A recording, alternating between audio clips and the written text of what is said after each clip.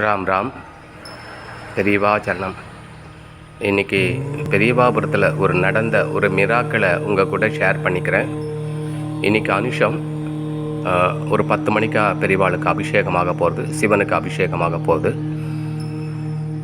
என்னென்னா, இன்றைக்கி காலையில் நம்முடைய ஒரு பசு பால் கொடுக்கல, தட்டி விட்டுடுச்சு.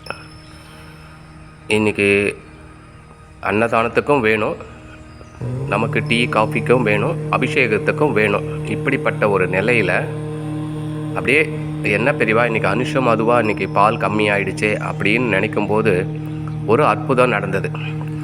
இங்கே பாருங்க, பால் கிட்டத்தட்ட ஒரு 2.5 லிட்டர் இருக்கும். ஒரு அம்மா நம்ம பெரியவாபுரம் பக்கத்தில் ஒரு 200 மீட்டரில் ஒரு வயதான தம்பதி, அவளுக்கு ஏர்னிங் சோர்ஸ் இருந்த ஒரு பையன் கொரோனாவில் இறந்தாச்சு. அவளுக்கு காலையில் ஒன்றும் சாப்பிட மாட்டாள். மதியானத்துக்கு இங்கே நம்ம பெரியவாபுரம் அன்னதானத்தில் வாங்கி அவள் 2 பேரும், அவளுக்கு உடம்பு முடியல, அவள் ஆற்றுக்காரருக்கு ஒரு இதையே 2 வேளையும் அட்ஜஸ்ட் பண்ணி சாப்பிட்டுக்குவாள். அவள் தன்னுடைய பொழப்புக்கு ஒரு லோன் வாங்கி ஒரு பசுமாடு வாங்கியிருக்கா.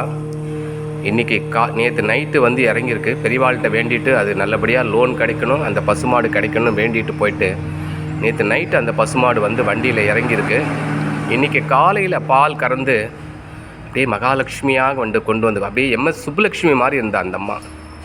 அப்படியே நான் எம்எஸ் சுப்புலக்ஷ்மியாக தான் பார்த்தேன். பாருங்க, ஒரு 2.5 லிட்டர் பால் கொண்டு கொடுத்துட்டு போயிருக்கா. ராம் ராம். பெரியவா சரணம். அந்த தம்பதி நன்னா இருக்கணும் பெரியவா, பெரியவா சரணம்.